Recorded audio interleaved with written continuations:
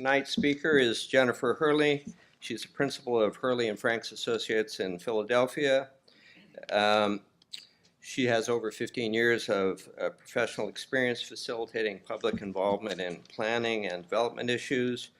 She's worked on numerous charrettes for form-based zoning, regional planning, neighborhood and downtown revitalization. She currently serves on the board of the Congress for New Urbanism nationally, the Transit Codes Council, and the Form-Based Codes Institute Advisory Board. So with that, Jennifer Hurley. Thanks, Doug. Thanks, everyone, for having me here. So to give you a little preview of what we're going to do tonight, as Doug mentioned, I'm a specialist in facilitating public involvement. I don't like to just stand up here and spout off my beliefs, although I could do that for a long time. But what we're going to do is have a series of conversations at your tables mixed in with some little mini presentations from me about affordable housing issues. So to kick it off, I like to start things out by people being active instead of passive. So the first thing we're going to do is a little discussion at your table. So you see on every table has a set of pictures. Every table has the same set of pictures. These are just prompts for discussion. And so the first question is to take a look at the pictures at your table and talk with the other people at your table about what elements in these pictures reflect things that you would like to see for the future of affordability in Portsmouth. Now, I know that everybody is going to want to look at them and tell me the things that you don't like. That's the second question. So first question, focus just on the things that you like. And make notes right on the pictures themselves about the things that you like and be as specific as you can. And we'll have a few minutes for this and then I'll bring you back.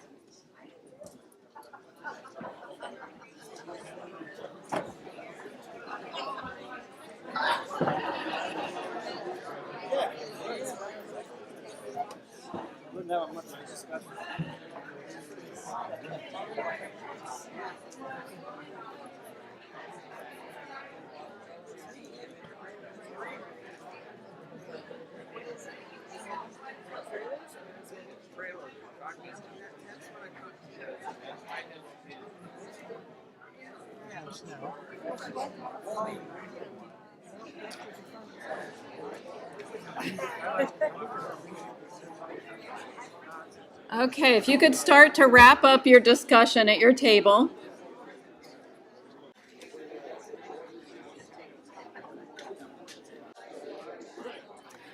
You're going to get another shot at these same pictures a little bit later in the evening. So affordability is a very complicated problem. It's more than a complicated problem, it's a very complex problem with lots of moving pieces that are constantly moving in different directions. So before I get into talking about some of the tools that can help support affordability, I want to talk a little bit about how we think about affordability. So the first question I have is, what makes a place affordable? How do we even think about that question? And for a long time, the way people thought about that question was that housing is affordable if it costs less than 30% of your income. That is sort of the standard rule of thumb. And you can see on this map, the yellow areas are metro areas where the median housing price is less than 30% of the median income. So even by that standard, all the blue areas are unaffordable. So lots of metro areas around the country have a problem with affordability. But housing is the largest expenditure in the consumer side. It's the largest household expenditure. But transportation is the second largest household expenditure. And people are now starting to look at affordability as a combination of housing and transportation costs. That housing should be 30% or less of your income, and transportation should be 15% or less of your income. So combined, it should be 45% or less of your income. And when you use that standard, all the metro areas have a much bigger problem. So that's a little depressing. But it's also good news because it gives us some more tools for dealing with how to help people live a more affordable life, how to have places that enable a more affordable life. So how does Portsmouth stack up in this way? Portsmouth, the median typical resident hits right at the 45% mark.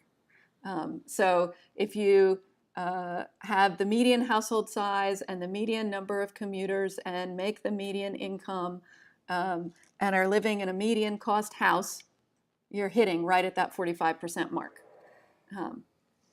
So what that means is that people are spending a lot on transportation here. Your housing is just below that 30% mark, but the transportation costs are higher than that 15% target.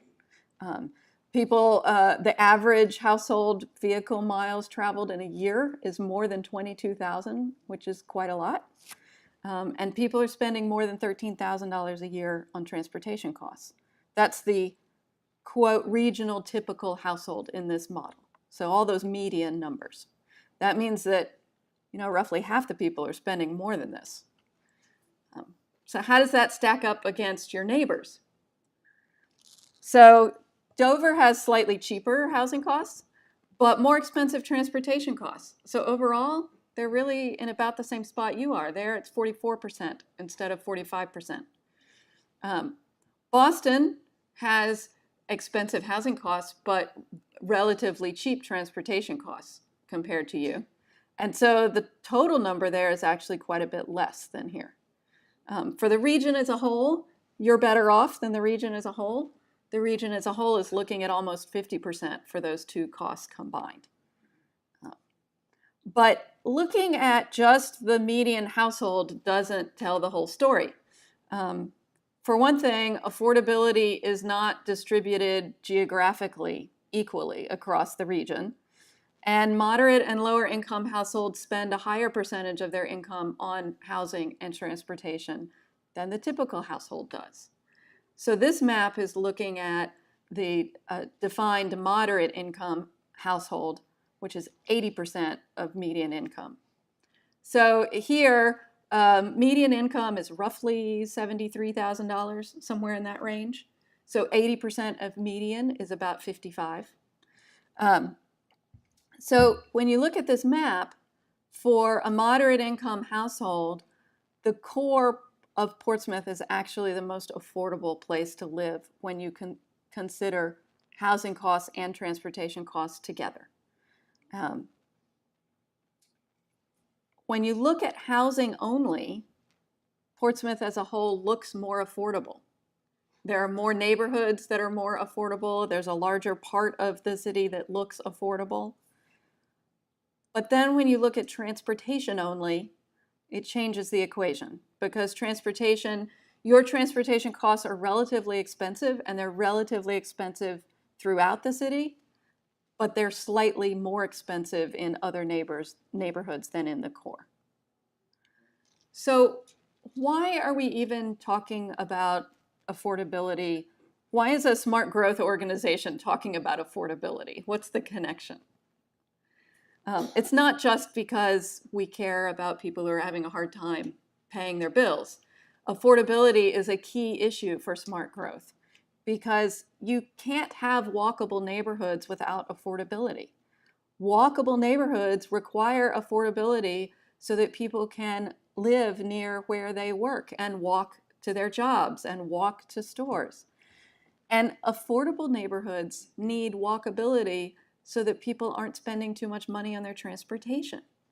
In neighborhoods that have no walkability, cost and no access to transit, transportation costs are systematically higher than in neighborhoods where there is walkability.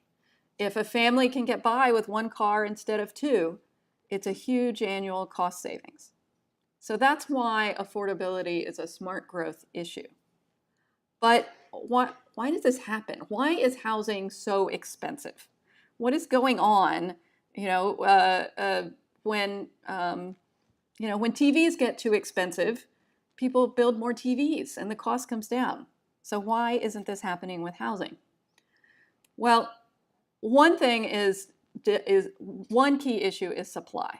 There's not enough supply of housing to meet demand. And if production doesn't keep up with the demand, then prices rise. And it has to be the right type of supply in the right location. Demand preferences for housing are shifting, and the supply is not keeping up with those shifts. And those shifts are related to demographic changes and consumer preference changes. So demographically, we're going through a time period where we're seeing a dramatic growth in small households and households without children. So by 2025, it's expected that 75 to 85% of all the households in the US will not have children. This is an all-time low, and it's a really dramatic change. You don't need to be able to read the numbers here. You just have to see the picture on the line. These are just population numbers, not household numbers. But the blue line is total population. It's been rising at a very straight, steady rate. The green line there is children. And so, I'm sorry for the people who are over there. So you can see that there was a peak, the baby boomer peak. There were lots of kids. And now the number of children has dropped to an all-time low. So the change in household size and household composition is changing the kind of housing that people are looking for. We're also seeing shifts in where people want to live. That's related to this, but not it's not entirely dependent on this, but they're connected to each other. There are several surveys now that indicate that somewhere between 30 and 50% of the US population would prefer to live in a walkable location. So even the very conservative surveys are saying it's at least 30%. And we don't have 30% of our places are not walkable locations. And those numbers are even higher in the population groups that are the biggest consumers of housing, that are the biggest population groups. So 56% of college-educated millennials say they want to live in a walkable location, and 36% of active boomers say they want to live in a walkable location, even though most of them spent most of their lives living in a auto-oriented kind of suburb. So this preference for where people live, the kind of place that people live, is pushing really, is putting a lot of pressure on prices in core areas like Portsmouth. I apologize if the line here is a little too faint, but the light gray line, and I don't have a pointer, but this light gray line right here is housing prices in the 1980s. The peak is 0 miles from the CBD, so right down in the core, right in the downtown. In the 1980s, the house prices 15 and 20 miles out from the downtown core were actually higher than the prices in the downtown core. But that curve started to shift in the 90s. And now this line at the top is what we see in 2010. So the prices are highest right in the core, and this is the steepest drop-off that we've seen anytime in the last 30 years. And by the time you get to about 5 miles out from the downtown core, then you have a very flat curve. So there's incredible market pressure right now on housing that is small units and that is centrally located in walkable locations. Arthur C. Nelson has written Reshaping Metropolitan America. If you are interested in these numbers, there's an entire book that goes into these numbers in great detail. He estimates that there's a national shortage of 35 million units in small housing types, attached and small housing types. And locally, we're seeing that drive up the prices. So Chris Leinberger did a study of prices in Boston comparing walkable locations versus auto-oriented drivable locations. And across all product types, office, hotel, retail, housing, across all product types, he saw a price premium of somewhere between 20 and 134% for the walkable locations compared to the drivable locations. And that also makes tax revenue much higher. So in many ways, this is good news for lots of municipalities that have been struggling, since the 60s with disinvestment, but it's a real challenge for affordability. And the reason why supply is so key is because of the way housing filters through different market segments. So to improve your affordability profile, you don't have to just build new affordable housing. There are times when even building new expensive housing is going to help keep, on average, a place more affordable. And I'm going to look at that just briefly here to make sure this is making sense. So there's different kinds of housing, and there's different prices of housing. Our existing housing stock has very cheap housing and very expensive housing and everything in between. Well, let's say Bob decides to move to town, and Bob has a lot of money, and he can buy anything he wants, but he really, really wants to live here. And so he's going to buy the nicest thing he can find, whatever it is. And no matter how many people are bidding against him, he's got enough money, he's going to be able to buy it. So if there's an expensive new house for him to buy, he's going to buy that expensive new house. Great, Bob's happy. If there's not an expensive new house to buy, Bob's going to buy the nicest house he can find, even if it was an existing house. And that's going to bid up the price on that house. And then somebody who wanted to live in that kind of housing can't afford it anymore.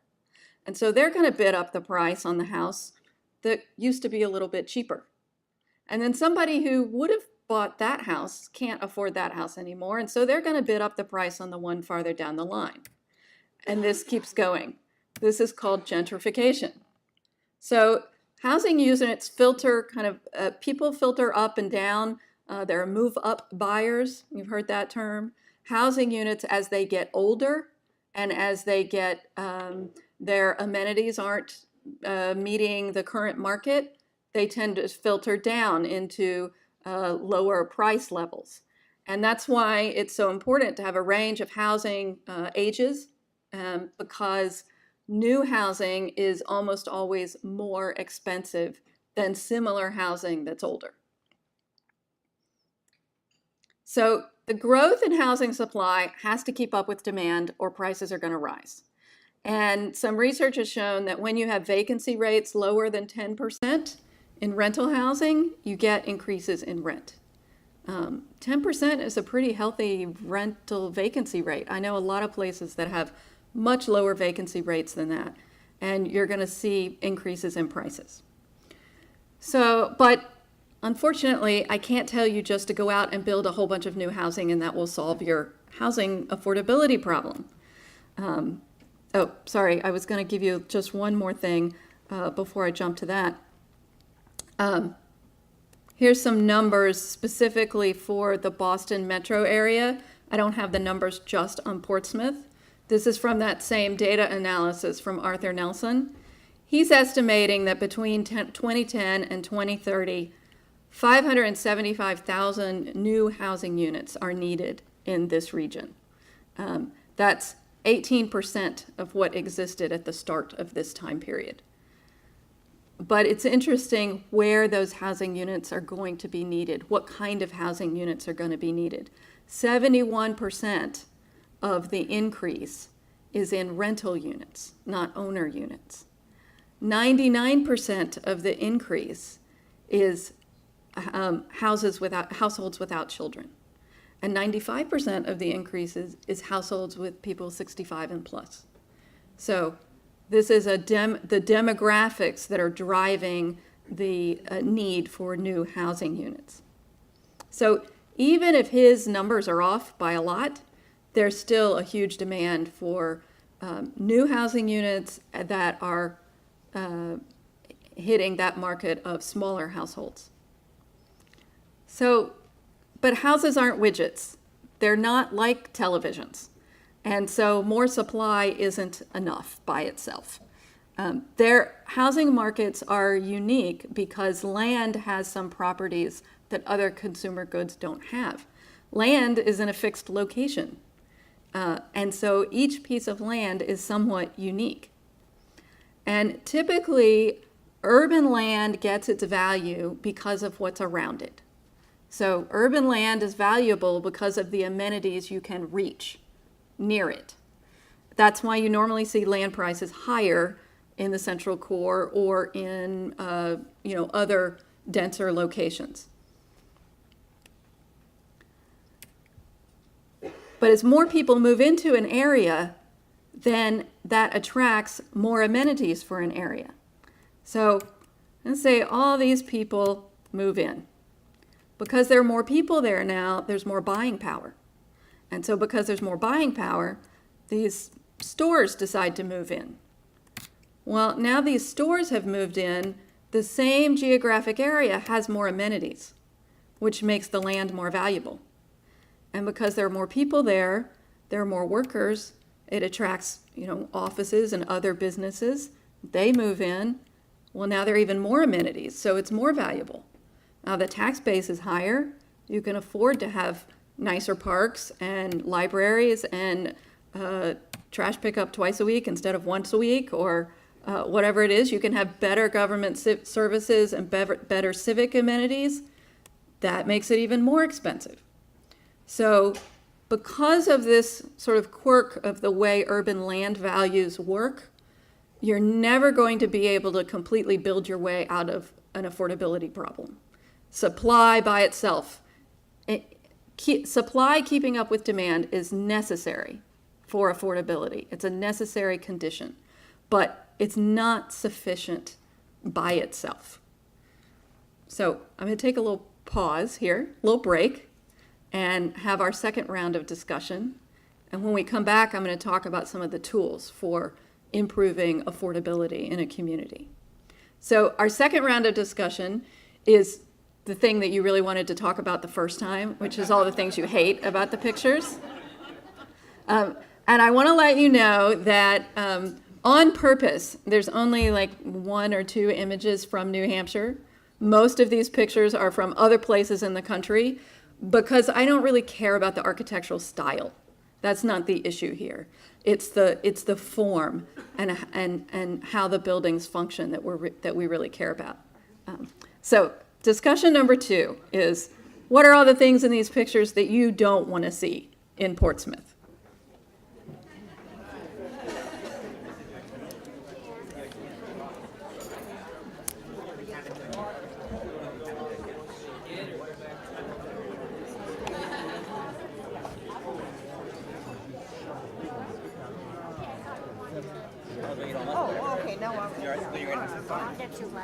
Okay, if you could start to wrap up your conversations at your table.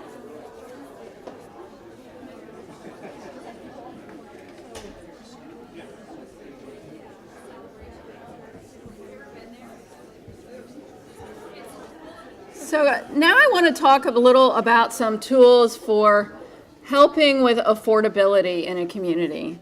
And I am taking a very broad perspective on this. So this is not, how you go build a new tax credit project. This is from a bigger sort of philosophical perspective. What are the different ways you can approach keeping and maintaining affordability in a community? And I said at the beginning that affordability is a really complex problem. I'm sorry to tell you there is no magic bullet. I don't have a wand I can give you that will just fix the problem. There are lots of smaller things that have to be done in many different venues and many different ways to help deal with the situation. And that's about the best you're going to get.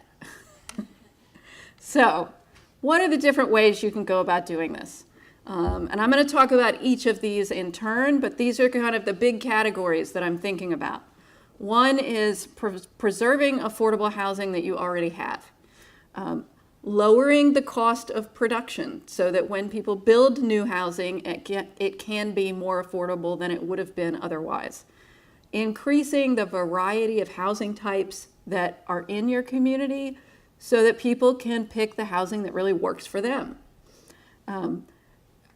I talked about how desirable neighborhoods, when people move to them, the underlying land becomes more and more expensive because there's more and more amenities. The only way to really maintain long-term mixed income residency in a neighborhood is to have some units that are shielded from that market pressure.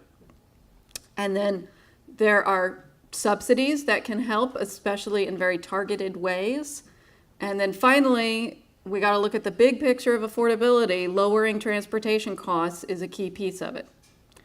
So first, preserving the affordable housing that you already have.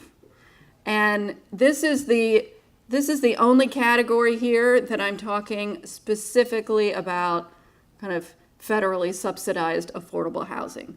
All of the other tools are talking about affordability in a more general way. So it might be making the community more affordable at that median income, which is not usually what people are talking about when they're talking about, quote, affordable housing.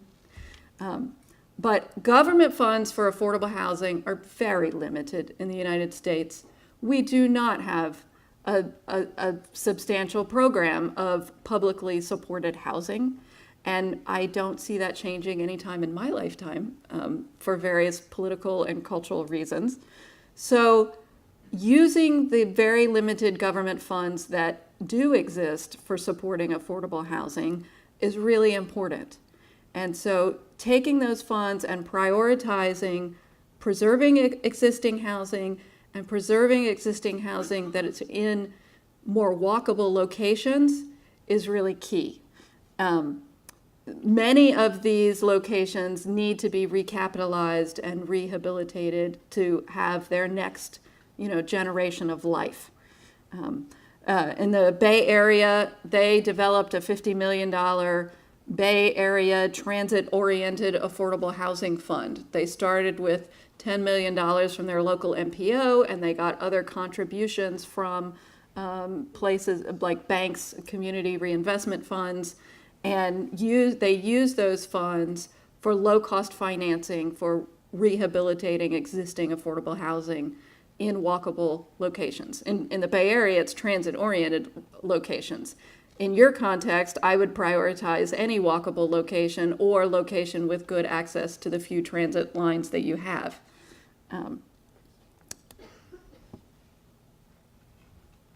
You really want to make sure that your rules aren't punishing people for doing what you want them to do. And for very good intentioned reasons, many of our government regulations make it really hard to do the things that we want people to do. So, for instance, the more onerous the development environment is, the riskier it is for the developer, the more that's going to push a developer towards more expensive projects because there's more margin there for mistakes and for problems to crop up, and towards larger projects.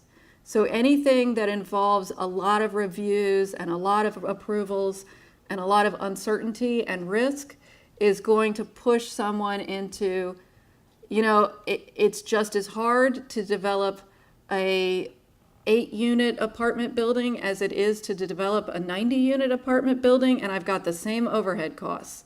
Well, I'm going to try to develop that 90-unit apartment building.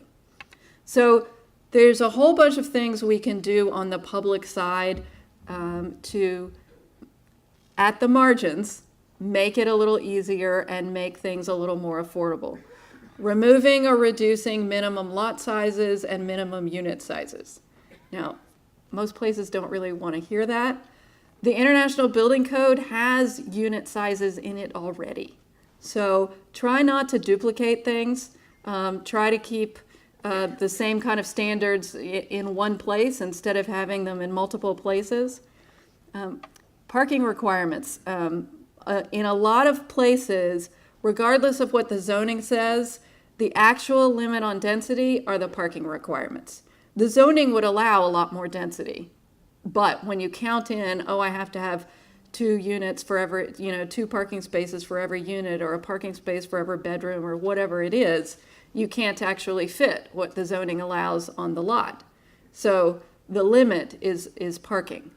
Not only is that a problem on the density side for affordability, parking's expensive to build. So even just a parking lot is not, it adds costs.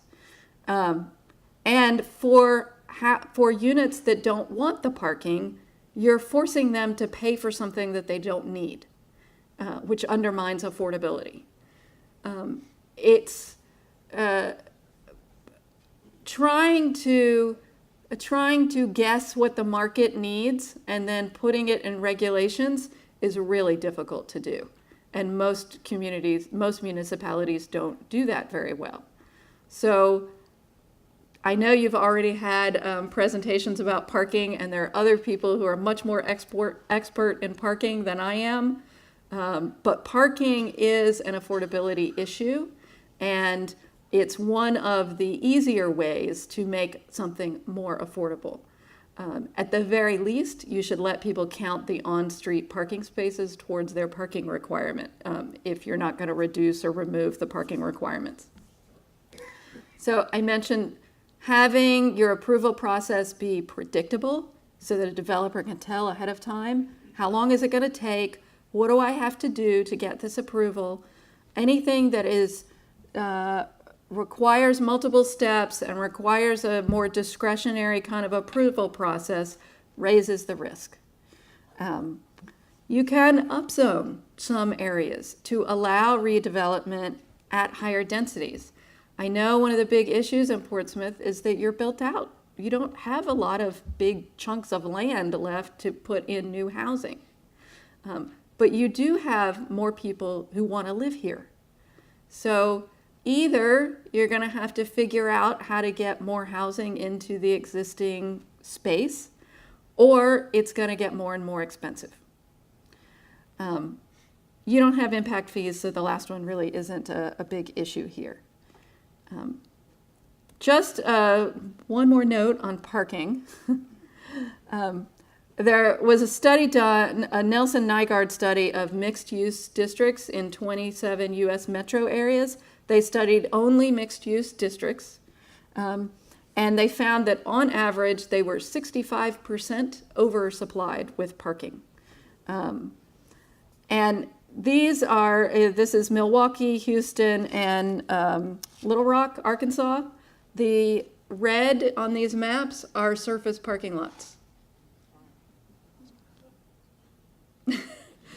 There's a lot of land there taken up with surface parking lots.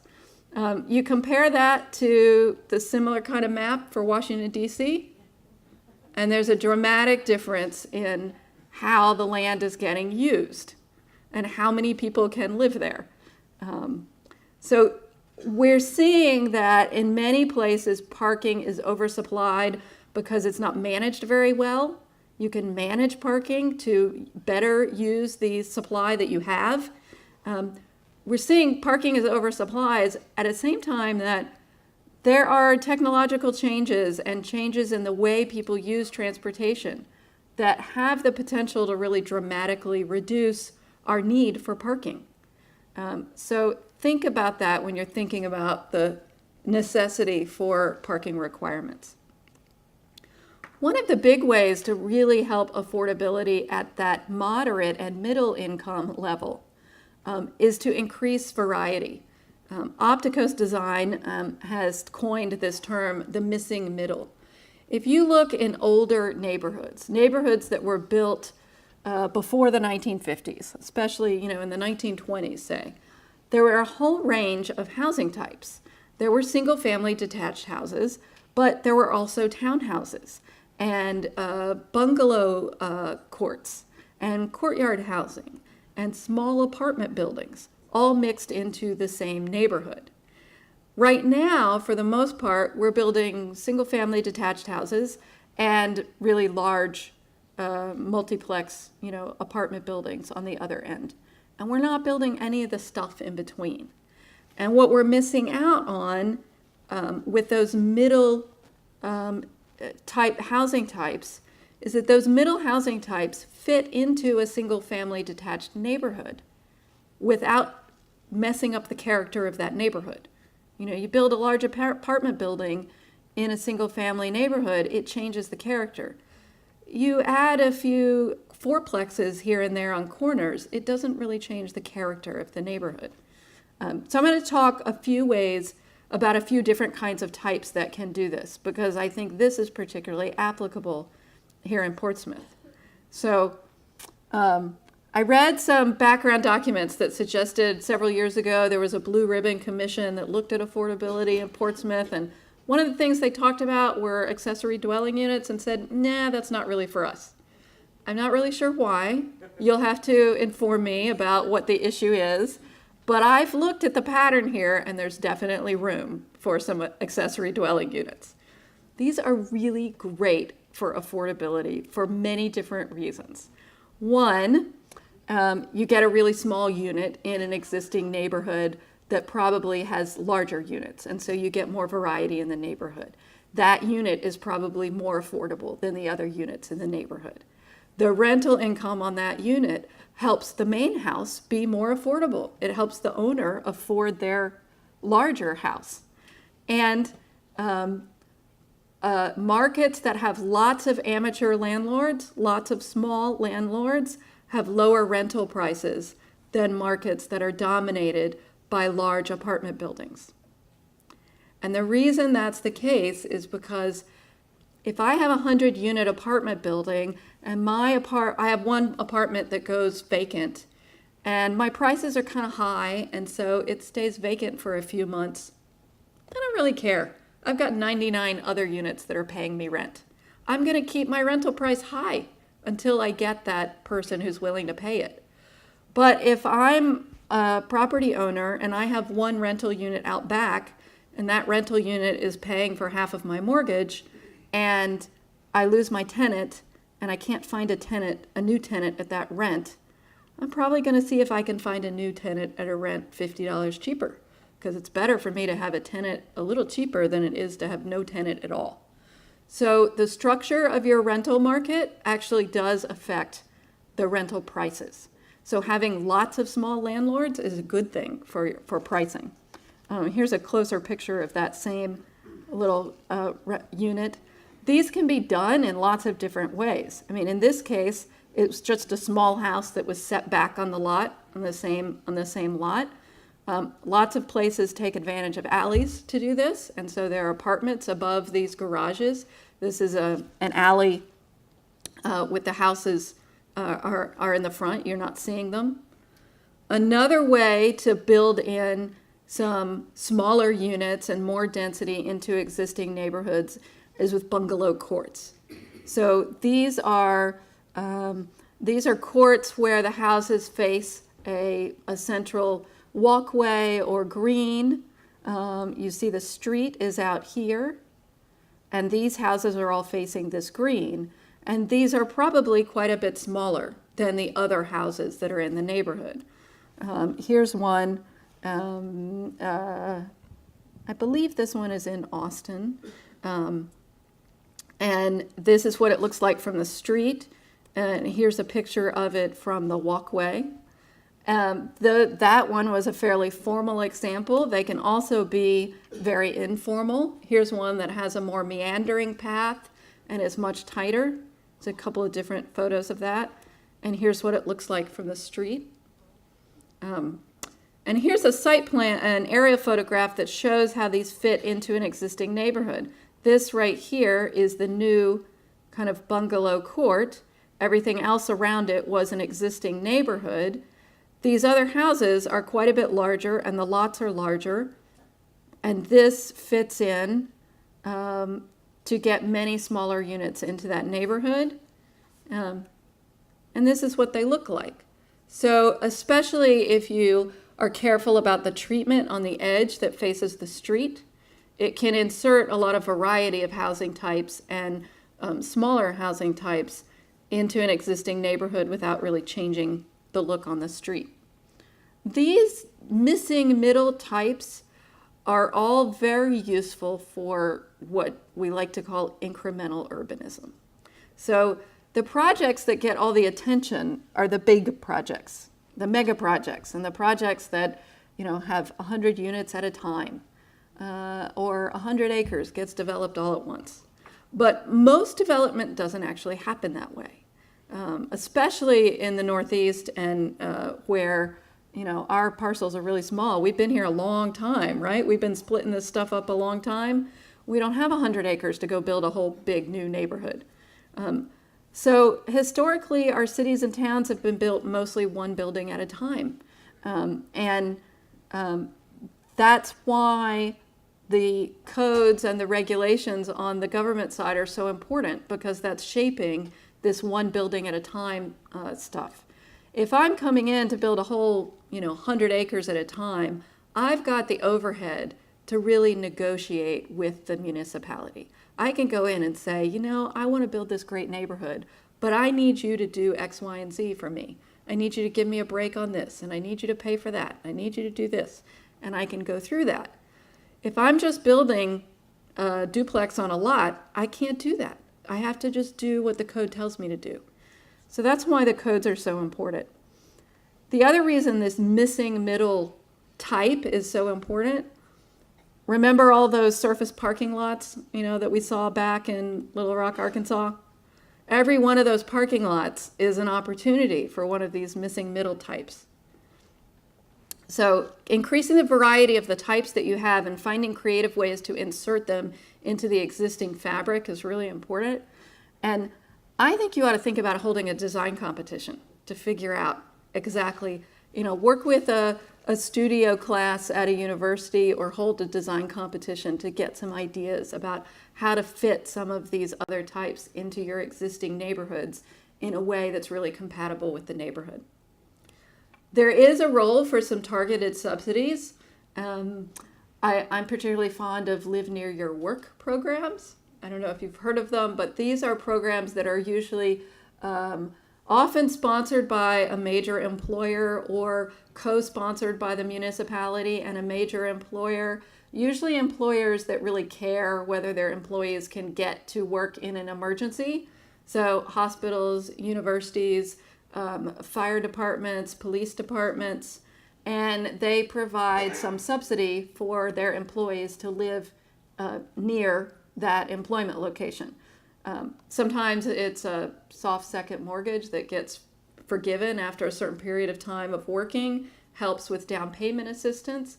It can also be done on the rental development side by giving a lease guarantee to the developer, and that helps the developer get financing when they might not have been able to otherwise.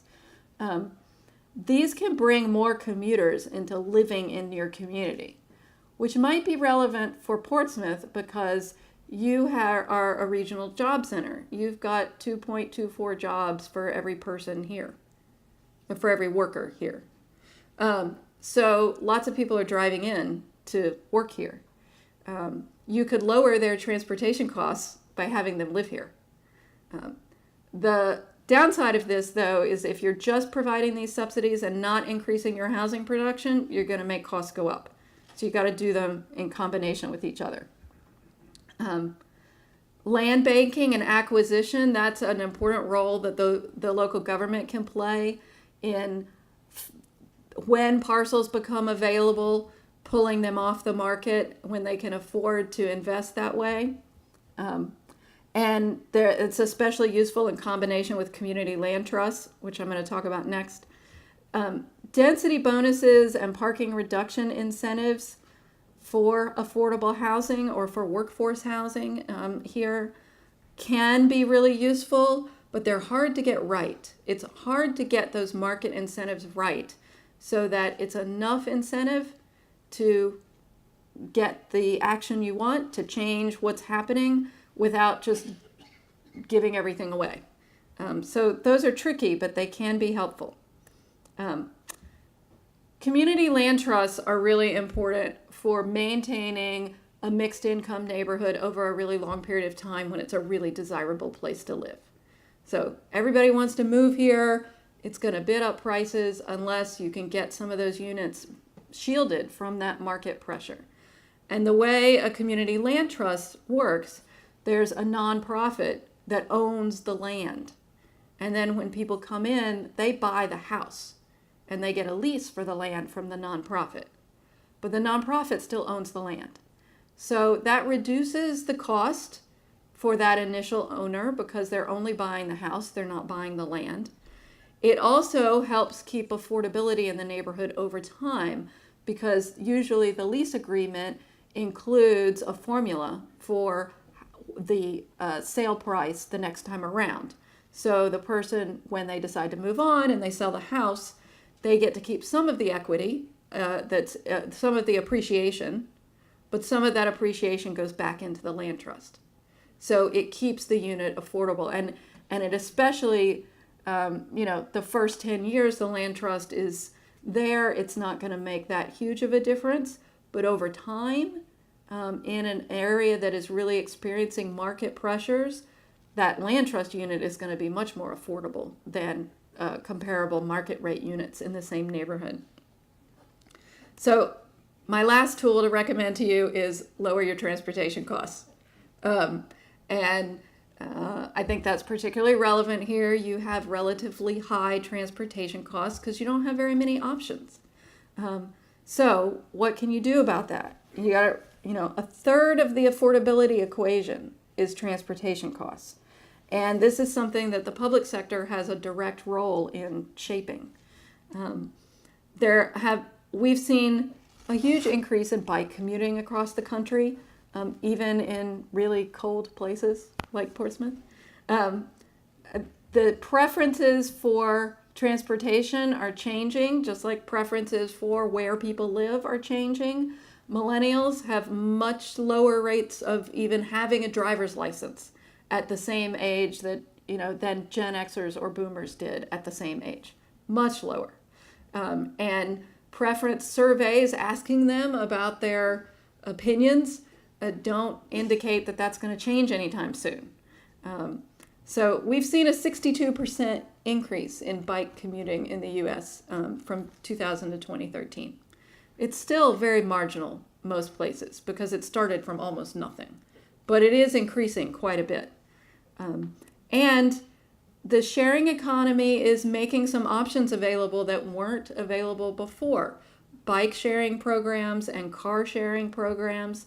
Like I said, if a family can afford, if they can get by with one car because they can use these other options on those rare occasions when they need two cars, then they can really cut their transportation costs quite a bit. So now we're up to our last round of discussion. Looking at these affordability tools, which of these tools do you think would make the biggest difference to improve or preserve affordability in Portsmouth? And which tools do you think will not work here? What kind of changes need to be made to help make Portsmouth a more affordable place? So instead of leaving this slide on just the question, I'm going to go back to the list of tools. So which ones will work, which won't, what changes need to happen?